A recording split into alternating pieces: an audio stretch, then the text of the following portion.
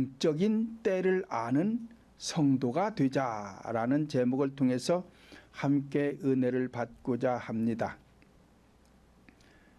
현상적으로 보면 지금의 때는 가을입니다. 가을이 오는 것을 모르는 사람은 아무도 없을 것입니다. 그러므로 지금은 추수가 한창입니다. 현상적인 가을에는 사람들의 관심이 많은데 본질적인 가을, 영적인 가을, 내 인생의 가을에 대하여는 관심들이 별로 없는 것 같습니다. 깊어가는 가을을 맞이하여 내 인생의 계절은 봄인지 여름인지 아니면 가을인지 또는 겨울인지 보시면서 영적인 심령 속 계절도 함께 볼 수 있는 성도들이 되었으면 합니다. 그러므로 첫째 가을엔 익혀진 열매들을 추수하는 계절입니다. 본문 32절을 다시 보면 무화과 나무의 비유를 배우라. 그 가지가 연하여지고 잎사귀를 내면 여름이 가까운 줄을 안다라고 하였습니다. 이와 같이 가을이 오는 것은 추웠던 겨울이 지나고 모든 생명이 살아나는 봄이 지나고 식물들이 자라고 나무들의 녹음이 짙어지는 여름이 지나야 가을이 오는 법입니다. 이와 같이 인생을 연령별로 본다면 인간이 출생해서 20세가 되기 전 이 10대까지는 봄과 같은 인생이 아닌가 생각을 하면서 이때는 모든 인간들이 건강하게 튼튼하게 성장을 해야 합니다. 그리고 20대로부터 30대까지는 여름과 같은 인생이 아닌가 생각을 하면서 이때는 전문 직업인들이 되어서 안정된 직장에서 각자의 꿈을 이루기 위해 열심히 일을 해야 합니다. 그런데 요즘 20, 30대 청년들이 일을 안 한대요. 일자리가 없어서 일을 안 하는 것이 아니라 상대와 비교하다가 일을 안 한다고 그래요. 중소기업들은 일자리가 많아서 사람이 없어서 외국인들이 와가지고 일을 많이 하고 있는데 우리나라 청년들은 놀고 앉았다는 거죠. 왜요? 내 친구 아무개는 좋은 대학 나와가지고 대기업에 가서 일을 하는데 나는 중소기업에 가기 싫다는 거죠. 자기 분수를 알아야 되는데 자기 분수를 모르는 거예요. 그러니까 대학만 나오면은 그냥 똑같은 줄 알고, 아니 어떤 사람은 대기업도 가고 어떤 사람은 공직에도 가고 어떤 사람은 중소기업에도 가고 어떤 사람은 막일도 오는 사람이 있어야 되는 것이죠. 그런데 쟤는 저렇게 대기업에 가서 월급도 많이 받고 일하는데 나는 중소기업에 가기 싫다는 거죠. 그래서 노는 청년들이 너무 많다는 거예요.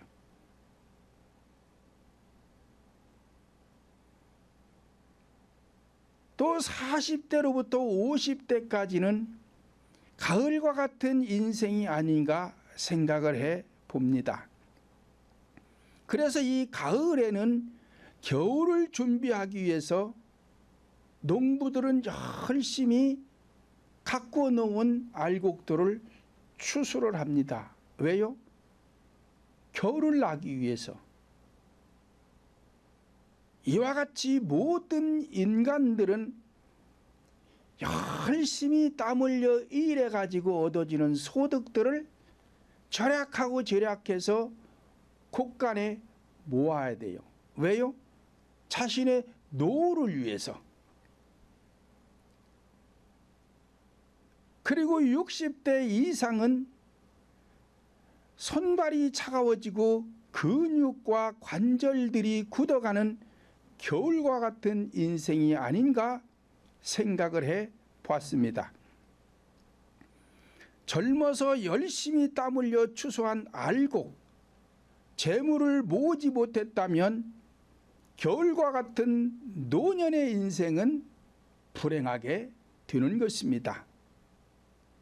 그래서 전도서 12장을 보면 손이 떨리고 허리가 구부러지고 이빨은 빠지고 눈꺼풀은 처지고 머리털은 백발이 되고 육체의 근육들이 풀어져서 인생의 수레바퀴가 흔들리기 전에 모든 것을 준비하라. 그리고 말씀하셨어요.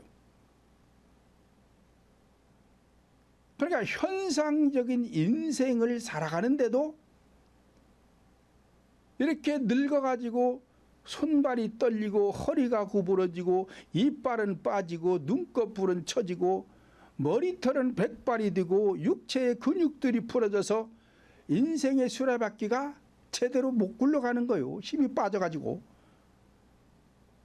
이러기 전에 다 준비를 해놔야 노후가 편하다는 거예요.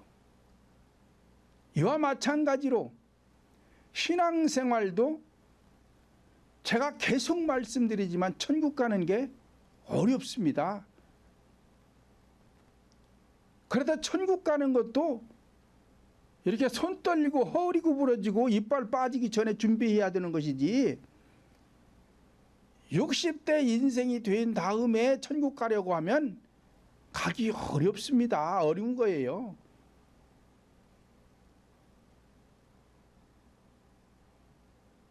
그렇다면 현재 나에게 본질적인 영적 계절은 어느 계절에 속해 있는가를 알고 신앙생활을 하고 있다면 그래도 그 영혼은 깨어있는 영혼이 되겠지만 현재 내 심령 속의 계절이 어느 계절인지조차 모르고 있다면 그 영혼은 잠들어버린 겨울과 같은 계절이라고 보면 틀림이 없을 것입니다.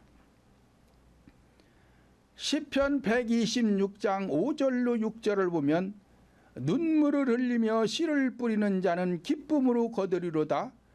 울며 씨를 뿌리러 나가는 자는 정녕 기쁨으로 그 단을 가지고 돌아오리로다 라고 하였습니다.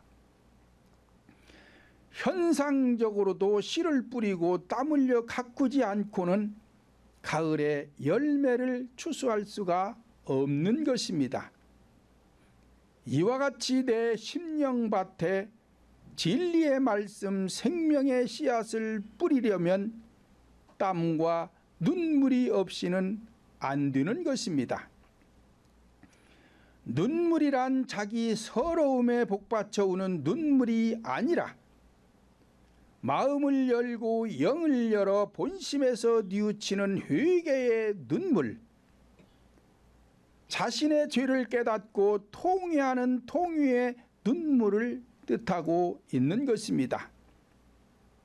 그런데 오늘날 많은 성도들이 마음의 밭갈이도 하지 않고 땀도 눈물도 없이 씨를 뿌리지도 않고 또는 잡초가 우거진 가시 덤불과 같은 심령밭에 씨를 뿌리고는 열매를 거두려고 하는 사람들이 많이 있습니다. 그러나 현상이든 본질이든 공짜는 없습니다. 특히 하나님께서는 성도들에게 절대 공짜가 없습니다. 그런데 많은 교회들이 무조건적인 은혜다, 하나님의 은혜는 무조건적인 은혜다, 하나님은 사랑이시다. 물론 사랑이시죠. 그런데 내가 사랑받을 짓을 안 하면 하나님은 나 사랑해 주지 않습니다. 내가 복받을 짓을 안 하면 하나님께서는 나에게 복을 절대로 주시지 않는 것입니다. 그래서 무조건적인 은혜는 없습니다. 그런데도 많은 교회들이 하나님은 무조건적인 은혜다, 무조건적인 은혜다 이러고 가르치는데, 그런 교회들은 절대로 천국 가기 어렵습니다. 에레미야 4장 3절을 보면 나 여호와가 유다와 예루살렘 사람에게 이같이 이르노라. 너희 묵은 땅을 갈고 가시 덤불 속에 파종하지 말라 말씀을 하였으며, 마태복음 13장 3절로 9절을 보면 씨 뿌리는 비유에서 예수님께서는 굳어져 버린 심령밭을 갈아엎고 돌짝과 같은 악의 성을 깨트려 버리고 가시덤불과 같은 죄악의 뿌리들을 제거하라. 그리고 좋은 땅을 만들어서 거기에 씨를 뿌려야 100배, 60배, 30배의 결실을 할 수 있다라고 말씀을 하셨습니다. 그러니까 묵은 땅을 갈고 돌을 제거하고 잡초를 제거하라는 것은 심령을 가난하게 하거라 같은 말입니다.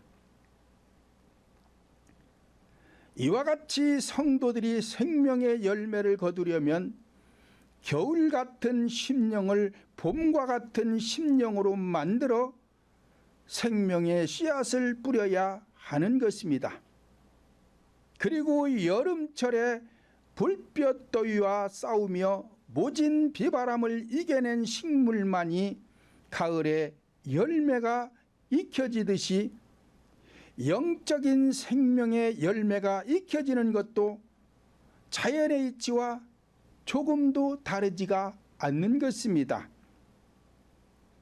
그러나 자연의 봄은 저절로 옵니다. 그러나 인간의 심령의 봄은 저절로 오지가 않습니다. 성도들의 심령의 봄은 반드시 자신이 만들어야 돼요. 그러니까 굳어버린 나의 심령, 겨울과 같은 이 심령을 회개 기도를 통해서 갈아엎어야 되고, 악의 성을 쳐 부셔야 되고, 죄악의 뿌리를 제거해서 부드럽게 좋은 땅으로 만들어야만이 봄이 오고, 이렇게 심령 속을 봄으로 만들어야 진리의 말씀을 받을 때에 내 심령 속에 생명의 씨앗이 뿌려지고, 뿌려진 씨앗이 자라나서 여름이 오는 것이고, 그래서 이 여름에 잘 가꾸어야만이 가을에 가서 많은 열매를 거둘 수 있는 것처럼, 자연의 봄은 저절로 오지만 성도들의 심령의 봄은 절대로 저절로 오지 않는다. 각자가 만들어야만이 오는 것이지 오지 않는 것입니다. 두 번째로는 가을에는 산천이 변하는 것입니다. 오곡백과가 있고 산에는 단풍이 들어 아름다운 계절입니다. 이와 같이 성도들도 심령을 단풍 들게 해서 아름다운 심령으로 만들어야만이 열매가 익혀지는 것입니다. 본문 33절을 다시 보면 이와 같이 너희도 이 모든 일을 보거든 인자가 가까이 곧 문 앞에 이른 줄을 알라 말씀을 하였습니다. 그러므로 자신을 볼 줄 알아야 하는데 현상적인 가을 풍경은 볼 줄 알면서 본질적인 내 마음의 상태는 볼 줄 모르고 남의 허물을 보고 판단하기 때문에 죄가 쌓이고 쌓여서 나를 더욱 보지 못하게 하는 것입니다. 왜냐? 악이 많아지면 많아지는 만큼 내 심령은 어두워지게 돼 있고, 어두워지면 어두워지는 만큼 심령은 굳어지게 돼 있고, 그러니까 겨울이 와가지고 심령이 굳어져서 입을 열어 말만 하면 거친 말을 하게 되는 것입니다. 짜증을 내고 혈기를 부리고 교만한 말을 하고 누구를 무시하고 원망 불평을 하는 것은 왜 그러느냐? 심령이 어두워져서 겨울이 와가지고 굳어져서 그러는 거예요. 그러므로 가을 단풍의 계절로서 가을은 단풍의 계절로서 모든 산과 들이 노랗고 빨갛게 물이 듭니다. 푸르렀던 온 산천이 울긋불긋 변하게 되는 것입니다. 울긋불긋 변한 산천은 아름다운 것이며 사람들의 마음을 기쁘게 하는 것입니다. 이와 같이 성도들도 아름다운 모습으로 사람들에게 기쁨을 줄 수 있는 사람으로 변화해야 하는 것입니다. 그러므로 성도들의 심령이 아름답게 변하여 이웃에게 기쁨을 주는 성도가 되려면 로마서 12장 2절을 보니까 너희는 이 세대를 본받지 말고 오직 마음을 새롭게 함으로 변화를 받아 하나님의 선하시고 기뻐하시고 온전하신 뜻이 무엇인지 분별하도록 하라 말씀을 하였습니다. 그래서 성도들은 과거 수천 년 전 구약 시대나 신약 시대나 오늘날에도 이 세대는 본받을 게 없어요. 왜? 그때나 지금이나 세상은 악한 세대입니다. 그래서 본받지 말고 오직 마음을 새롭게 하라.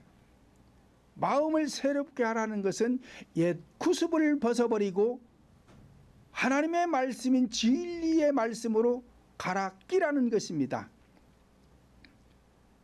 그래야만이 인간은 변화가 되는 것이지 그렇지 않으면 변화할 수가 없는 것입니다.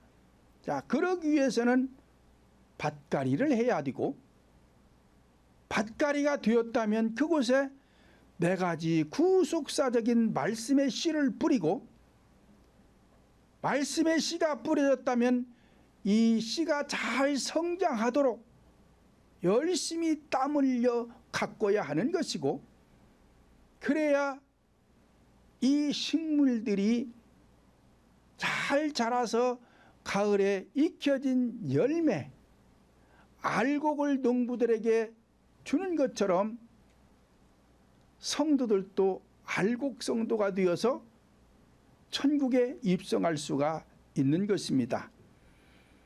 그러므로 성도들이 이 세대를 본받지 않고 마음을 새롭게 변화를 받아 성령 하나님의 뜻을 분별하려면 네 가지 색깔로 되어진 성령 하나님의 말씀으로 심령을 아름답게 물들여야 하는 것입니다. 출애굽기 26장 1절을 보면 너는 성막을 만들되 앙장 10폭을 가늘게 꼰 배실과 청색, 자색, 홍색 실로 그룹들을 공교히 수놓아 만들지니라 말씀을 하였습니다. 자, 성막은 오늘날 성도들의 심령 성전을 뜻하는 것입니다. 그래서 이 심령 성전을 만들 때는 네 가지 색깔만 써라. 배실이라는 것은 백색, 청색은 하늘색, 자색은 왕색, 홍색은 피의 색깔. 자, 이 네 가지 색깔만 써서 성막을 만들어라.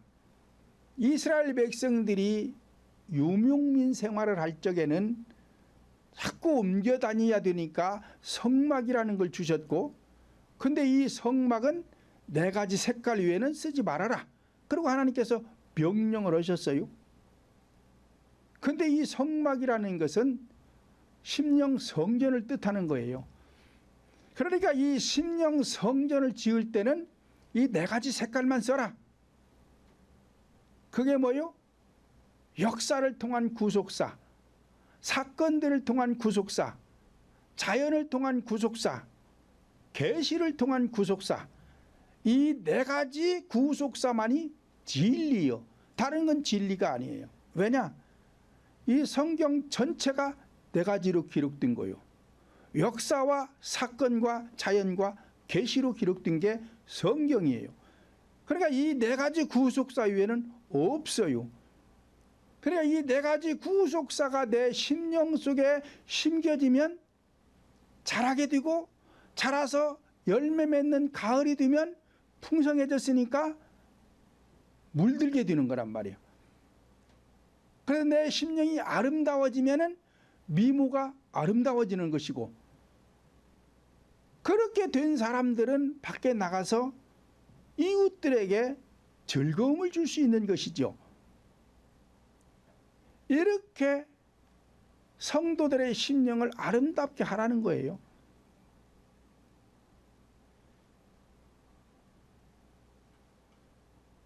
사무엘상 16장 12절을 보면 다윗은 눈이 빼어나고 얼굴이 아름다웠다라고 하였습니다. 그러니까 다윗이 왕 위에 있는 동안에는 나라가 태평했어요. 왜 그래요? 하나님께서 인정을 해서 얼굴이 아름답다라는 것은 심령이 아름다워지면 얼굴은 저절로 아름답게 되어 있는 거예요. 왜냐? 현상적인 얼굴은 얼굴이지만 본질적인 얼굴은 마음이 얼굴이에요. 그렇기 때문에 마음이 아름다워지면 얼굴이 저절로 아름다워지게 되어 있는 거예요. 이런 사람을 통해서 하나님은 사용하시는 거죠. 그래서 왕 위에 올라서 다윗이 이방 나라들이 쳐들어오면 전쟁에서 접은 적이 없어요. 승리를 합니다. 그러니까 백성들이 행복함을 누릴 수가 있는 것이죠. 교회도 마찬가지로 난 나라의 왕과 같은 교회의 지도자는 다윗처럼 얼굴이 아름다워야 돼요. 그리고 눈이 빼어나야 돼요. 그래야 악한 영들과 싸워서 승리하니까 성도들의 마음에 평안이 있고 기쁘고 즐거움이 있는 것이죠.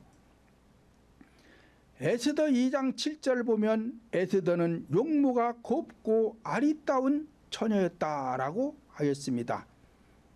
그래서 이 에스더는 왕후가 되었고 이스라엘 백성들을 죽음에서 구원할 수가 있었어요.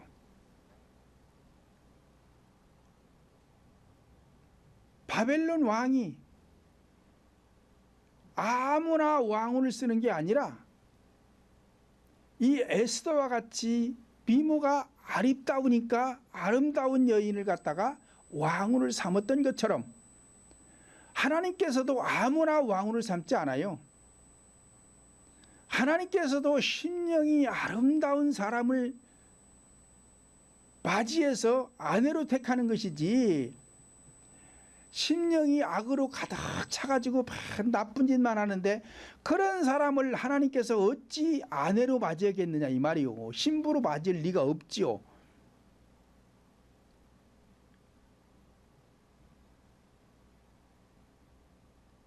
그래서 우리 인간의 심령은 이 4가지 구속사 외에 다른 방법이 없습니다.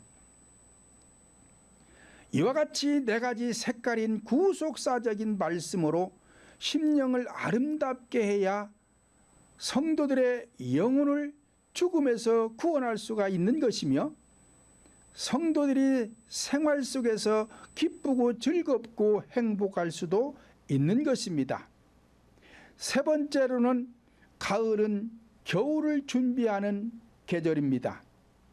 본문 34절로 35절을 보면 내가 진실로 너희에게 말하노니 이 세대가 지나가기 전에 이 일이 다 이루리라.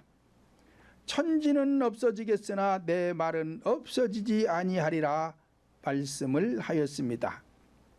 이와 같이 예수님께서 진실로 오늘날 성도들에게 말씀하시는데 이 세대가 지나가기 전에 이 일이 다 이루어진다는 것입니다. 그렇다면 이 일이라는 것이 무엇인가? 인자이신 그리스도의 영 성령님께서 오시는 것을 보게 되는데 그 일이 이 세대가 지나가기 전에, 다시 말하면 내가 출생하여 죽기 전에 성령 하나님은 내 심령 속에 오시는 것이다 라고 말씀하고 있는 것입니다. 본문 33절을 다시 보면 이와 같이 너희도 이 모든 일을 보거든 인자가 가까이 곧 문 앞에 이른 줄을 알라 말씀을 하였습니다. 32절에서 무화과 나무가 그 가지가 연하여지고 잎사귀가 나면 여름이 가까운 것을 아는 것처럼 본질적으로도 내 심령이 네 가지 색깔과 같은 구속사적인 말씀으로 단풍이 들어 미모가 다른 사람들 보기에도 아름답게 변해졌다면 인자이신 성령 하나님께서 그 심령 속에 임재하시기 위하여 마음문 앞에 이르러 있다는 것입니다. 이러한 성도들은 머지않아 성령님을 영접하게 되는 것입니다. 본장 30절을 보면 그때에 인자의 징조가 하늘에서 보이겠고 그때에 땅의 모든 족속들이 통곡하며 그들이 인자가 구름을 타고 능력과 큰 영광으로 오는 것을 보리라 말씀을 하였습니다. 이 사건은 현상적인 사건이 아니라 인간의 본질인 심령 속에서 일어나는 사건을 말씀하고 있는 것입니다.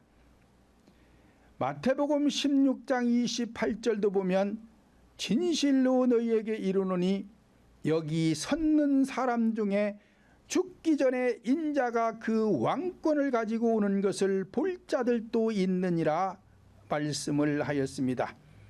그러므로 재림은 현상적인 재림이 아니라 본질적인 재림을 말씀하고 있는 것입니다.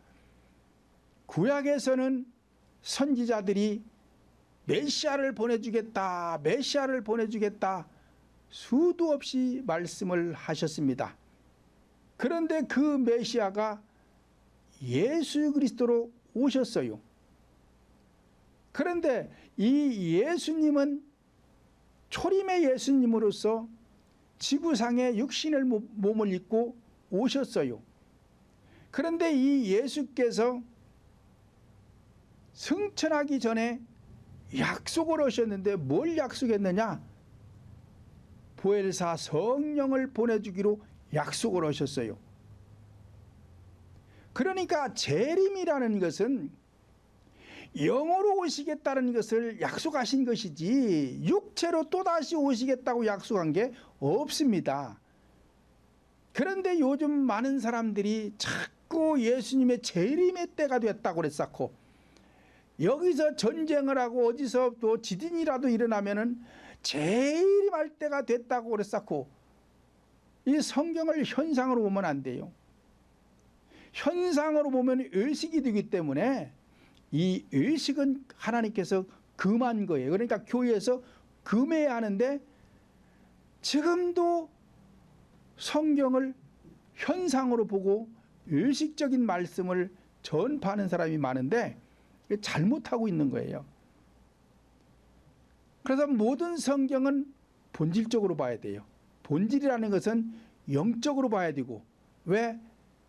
하나님께서는 우리 인간의 육체를 부활시키려고 하는 것이 아니라 죽은 영혼을 부활시키려고 하는 것이지 육체를 부활시키려고 하는 게 아닙니다. 그런데 아직도 많은 사람들이 죽은 자들이 예수님 재림할 때 살아난다고 그러는데, 그래서 무덤이 갈라진다고 그러는데 현상적 무덤을 말하는 게 아니라 본질적 심령 속의 무덤을 말하는 거예요. 여기서 지진이 나는 것입니다. 그리고 이 무덤이 갈라지는 거예요. 그리고서는 내 영을 포로로 잡고 있던 악의 영은 떠나가고 성령이 내 영 속에 임재함으로 인해서 재림이 이루어지는 것이고, 그래서 죽었던 내 영이 살아나는 것이지, 그래서 이걸 갖다가 재림이라고 그러는 것이지 현상적 재림을 말하는 것이 아닌 것입니다. 그래서 여기 섰는 사람들 중에 죽기 전에 인자가 그 왕권을 가지고 오는 것을 볼 자들이 있다.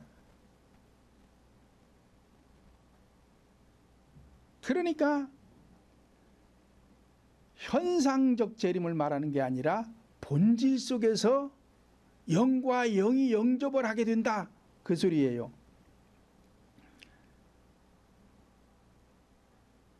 그래서 예수님이 승천하고 난 이후에 오순절 마가의 요한의 다락방에 모였던 120문도가 성령을 받습니다. 자, 이게 뭐요? 재림이요. 재림의 사건이요. 그래서 이미 성령은 재림을 하셨고 또 재림을 자들도 있고 앞으로도 계속 재림을 하시는 것입니다. 그래서 재림의 때가 따로 있는 것이 아니라 매일매일이 재림이에요. 매일매일이 재림이고 매일매일이 종말이에요. 왜냐? 매일같이 사람이 죽어요. 그러니까 그 사람에게는 그날이 종말이요. 그리고 누군가에게는 성령이 임재를 하고 있어요. 그러니까 재림인 것이고, 그래서 매일같이 재림이 있는 것이고 종말도 매일같이 종말이 매일 있는 것이지 따로 있는 게 아니에요. 그래서 오순절 마가 요한의 다락방에 성령이 120문도에게 임했던 것처럼 오늘날에도 똑같이 임해요. 그러니까 그렇게 성령을 받지 않으면 가짜이다, 가짜. 성령을 받아보면 그때처럼 똑같이 임하게 됩니다. 그러니까 그것을 구체적으로 논리적으로 과학적으로 설명하는 사람은 성령을 받은 사람이지만 다른 소리 하고 있는 사람들은 전부 가짜예요. 볼 것도 없어요. 가짜예요. 왜냐? 하나님께서는 이 사람에게는 이렇게 하고 저 사람에게는 저렇게 하는 게 아니에요. 똑같이 하시는 거예요. 똑같이. 성령이 임재하는 과정은 누구에게나, 한국 사람에게나 황인종에게나 백인종이나 흑인종이나 다 똑같이 임재하시기 때문에 똑같은 방법으로 받지 않으면 가짜가 되는 것입니다. 그러므로 산천이 아름답게 단풍이 드는 것은 겨울을 준비하기 위함인 것입니다. 이와 같이 성도들의 심령이 네 가지 색깔과 같은 구속사적인 말씀으로 단풍이 들어 용모가 아름답게 변해졌다면 영적인 추수가 임박해졌다는 것을 알 수가 있는 것입니다. 영적인 추수가 임박해졌다는 것은 첫 열매가 되시는 성령님께서 심령 속에 임재가 가까웠다는 뜻입니다. 그러므로 성도들의 본질인 심령 속에 가을 단풍이 들어 아름다운 알곡 성도가 되려면 현재 내 심령의 계절이 어느 계절에 속해 있는지를 아는 것이 매우 중요한 것입니다. 아직도 겨울과 같은 계절에 속해 있다면 깨어 기도를 해야 하는 것입니다. 왜냐? 회개 기도하지 않고는 절대로 얼어붙은 심령은 녹아지지가 않는 것입니다. 그래서 봄을 맞이할 수가 없기 때문에 내 심령이 지금 겨울이라면 그 성도들은 죽기 살기 목숨 걸고 회개해야만이 내 심령의 봄을 만들 수가 있는 것입니다. 봄과 같은 계절에 속해 있다면 열심히 밭을 갈고 씨를 뿌려야 합니다. 또 여름과 같은 계절에 속해 있다면 열심히 땀 흘려서 믿음을 성장시켜야 합니다. 가을과 같은 계절에 속해 있다면 열매가 더욱 토실토실 잘 연글도록 단풍이 더 아름답게 물들도록 애쓰고 힘쓰는 성도들이 되시기를 예수님의 이름으로 축원을 드립니다.